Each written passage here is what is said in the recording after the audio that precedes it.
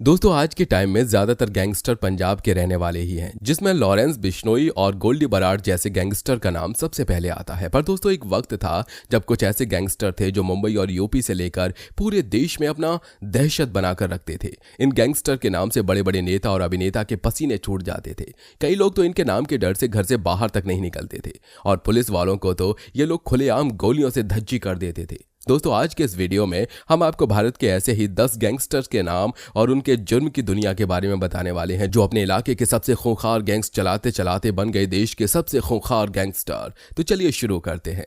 इस लिस्ट में नंबर 1 पर आता है दाऊद इब्राहिम। मुंबई अंडरवर्ल्ड की दुनिया की बात हो और दाऊद इब्राहिम का नाम सामने ना आए, ऐसा कैसे हो सकता है। दाऊद इब्राहिम भारत के मोस्ट वांटेड अपराधियों की लिस्ट में पहले नंबर पर है। दाऊद कई आतंकी संगठनों से भी जुड़ा हुआ है। कहा जाता है कि उसे पाकिस्तानी खुफिया एजेंसी ISI का संरक्षण मिला हुआ है। दाऊद 1993 में मुंबई ब्लास्ट का मुख्य मास्टरमाइंड है।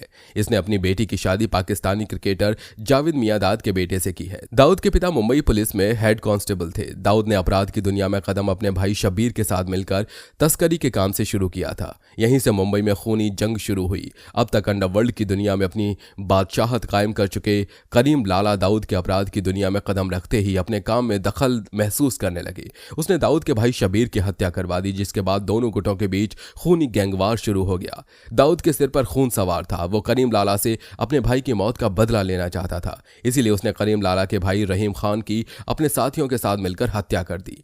भाई की मौत से करीम लाला पूरी तरह से टूट गया, जिसके बाद उसने दाऊद से दोस्ती कर ली और जुर्म की दुनिया को छोड़ दिया।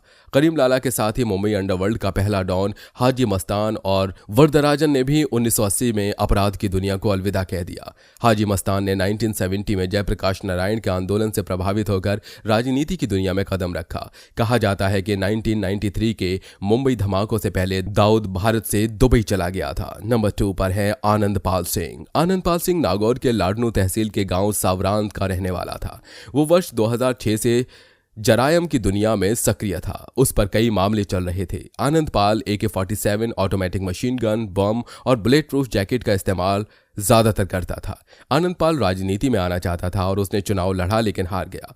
पूर्व मंत्री हरजीरा बुर्डक के बेटे से सिर्फ 2 वोटों से पंचायत चुनाव हारने के बाद 2006 में वो अपराध की दुनिया में आ गया। आते ही उसने शराब की तस्करी शुरू कर दी, क्योंकि वो इस इलाके का लिकर किंग बनना चाहता था। इसके बाद वो एक के बाद एक अपराध करता चला गया और राजस्थान का सबसे बड़ा गैंगस्टर बन गया। आनंद पाल बेहद खूंखार था। लूट, वसूली, मर्डर और गैंगवार के करीब 24 मामलों में वो वांछित आरोपी था। आनंद पाल एकदम स्टाइल से जीने का शौकीन था। वो सिर पर हैट लगाता था, लेदर जैकेट पहनता था, आंखों पर स्टाइलिश चश्मा।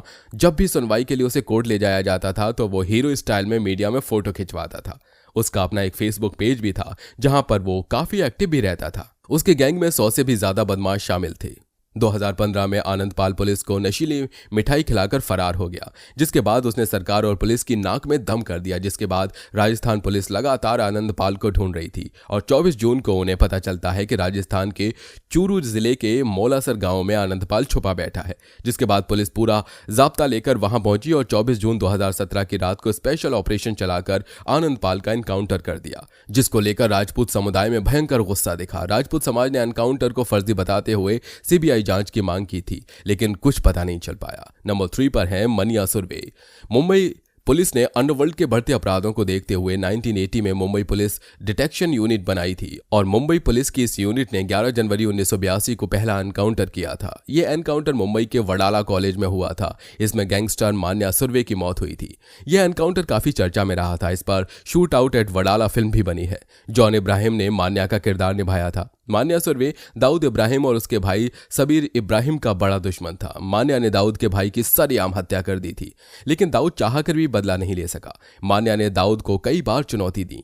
मान्या सुरवे का असली नाम मनोहर अर्जुन सुरवे था। चूंकि उसके गैंग के लोग उसे मान्या पुकारते थे, इसलिए पुलिस रिकॉर्ड में भी उसका नाम मान्या सुरवे ही दर्ज हो गया। वो मुंबई में पैदा नहीं हुआ, पर वो पला, पढ़ा और बड़ा हुआ मुंबई में ही। मान्या को उसके पहले जुर्म और हत्या के मुकदमे में पुणे की यरवदा जेल में शिफ्ट कर दिया गया, पर सजा दिए जाने से मान्या सुरवे सुधरा नहीं बल्कि और खूंखार हो गया। उसका यरवदा जेल में ऐसा आतंक हो गया कि वहां वो लोग को मारने और पीटने लगा।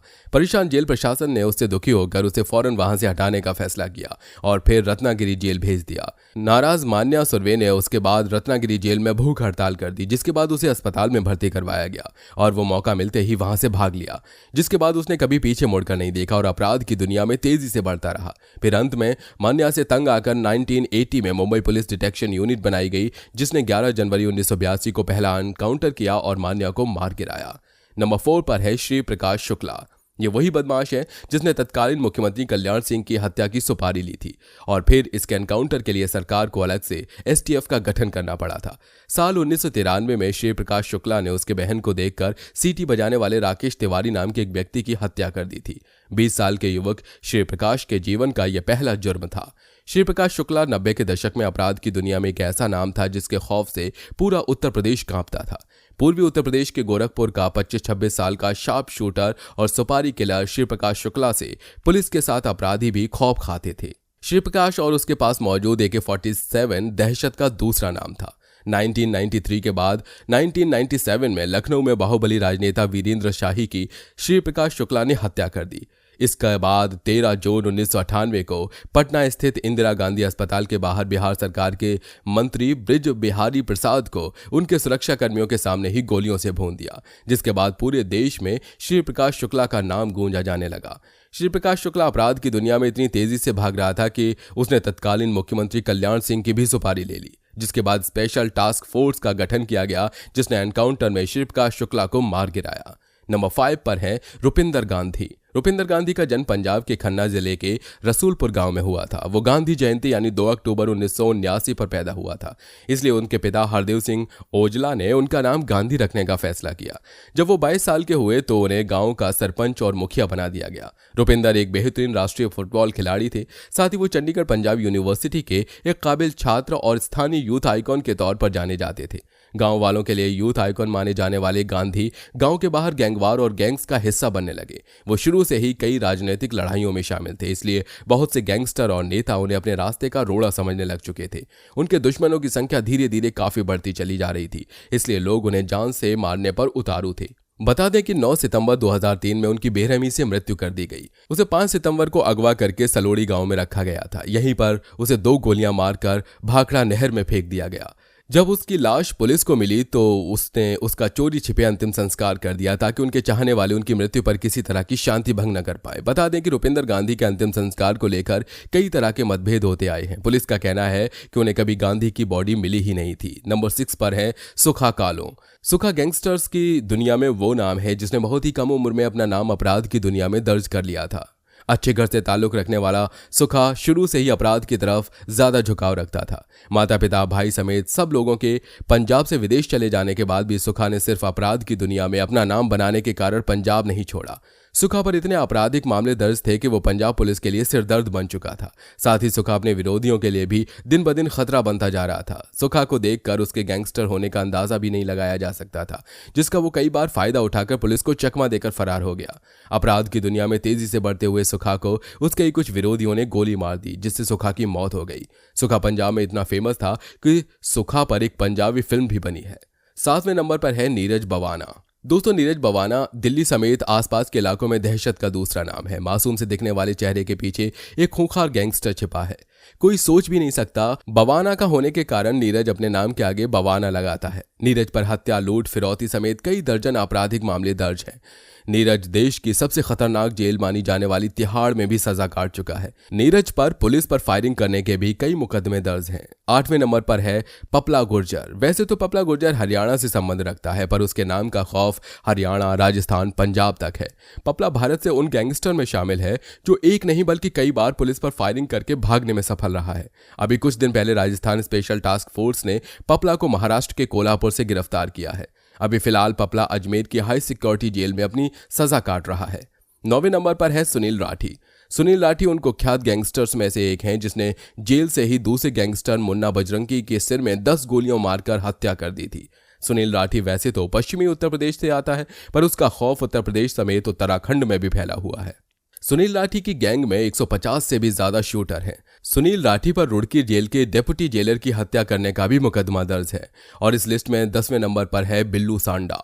दोस्तों, बिल्लू सांडा भी उत्तर प्रदेश का ही रहने वाला था। बिल्लू की सोशल मीडिया पर एक वीडियो वायरल होने के बाद वो काफी फेमस हो गया था, जिसमें वो कहता दिखता है कि मेरा बाप भी बदमाश था, मैं भी बदमाश हूँ। तो देख के तुम्हें सीख मिली कि बड़ा वो बनना शौक है बचपन से।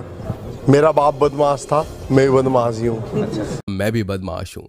जब उसे पूछा गया कि वो गैंगस्टर कैसे बना तो बोलता है खलनायक, जी खलनायक। मैंने संजय दत्त की फिल्म खलनायक देखी है, बस उसी की तरह बनना है।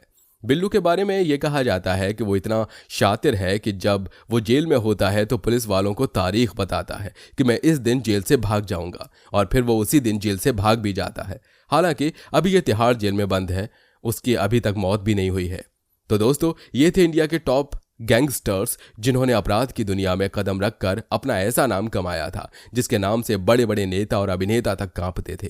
तो दोस्तों, आज के लिए बस इतना ही। उम्मीद है आपको वीडियो काफी ज्यादा पसंद आया होगा। वीडियो अगर पसंद आया हो तो वीडियो को लाइक करिए, साथ ही अपने दोस्तों के साथ शेयर करिए, और अगर आप हमारे चैनल पर नए हैं तो नीचे दिए गए लाल बटन को दबाकर चैनल को सब्सक्राइब जरूर कर लीजिए।